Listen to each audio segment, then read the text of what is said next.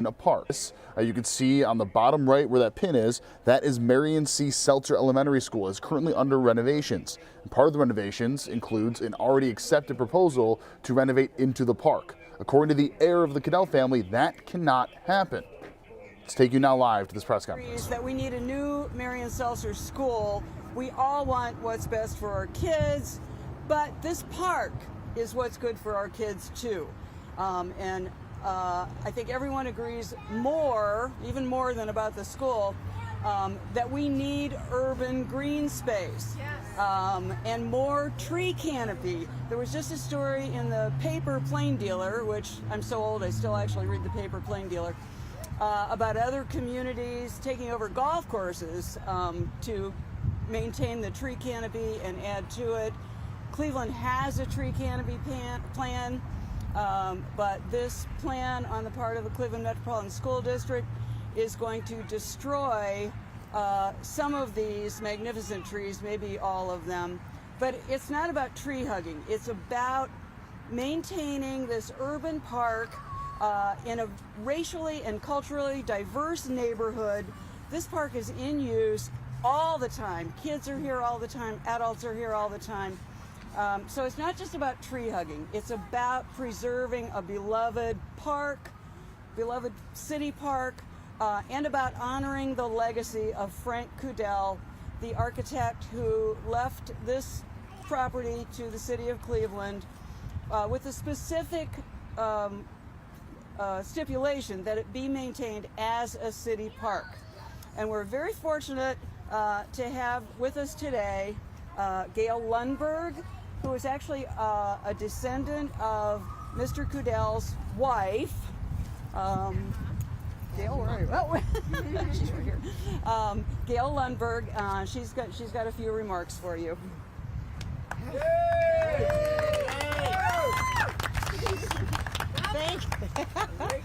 Thank you, Sue.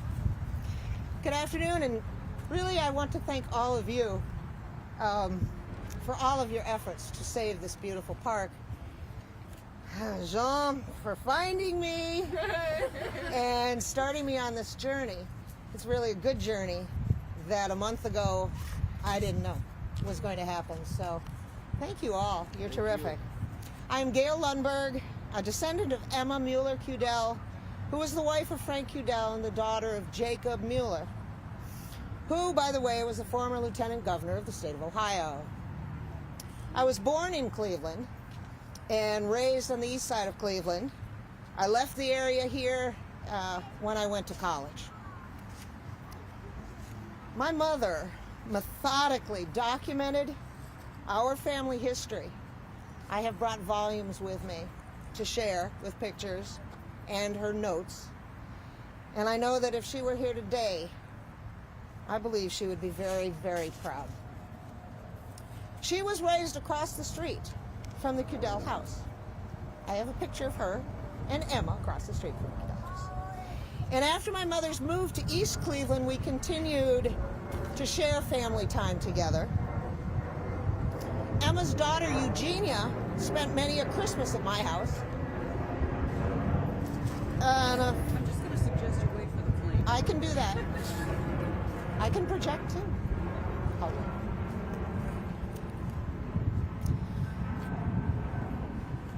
Good. So Eugenia spent many a Christmas at our home, and my favorite memory is she taught me how to play canasta. I don't remember. As many of you know, Frank Cadell was an accomplished and very well-respected architect. But he was also a visionary. He believed in the city of Cleveland, so much so that he invested in its future. He donated his vast land holdings to the city, directing in his will the building of athletic facilities, housing, and green space. Thank you. Before his time. We should all be so good, right? It's really nice standing under this incredible tree, which, by the way, I just received seeds So I will be taking them back to my home and trying to plant them there. I think I'm going to close by saying we have to learn how to honor our past. Frank Udell's intent was clear. His will was not simply a piece of paper, it was in his heart. Oh, yes, yes. And I certainly hope that the school district and the city of Cleveland will honor his legacy. Yes. Thanks. Thanks for having me.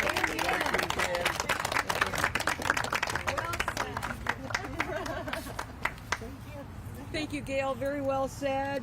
And thank you so much for coming all this way, traveling back to your hometown. Just a reminder, we have petitions that we would like everyone to sign, and there's also a GoFundMe campaign. We do have a lawsuit, which currently has a temporary restraining order in place through October 30th. So the construction cannot begin until at least then. So there's a GoFundMe campaign for our legal costs, and others here have that information.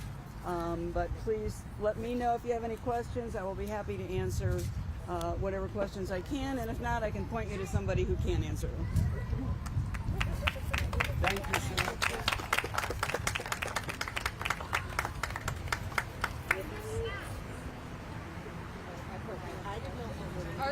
Are there any questions? So we're just going to wait to see if there are any questions.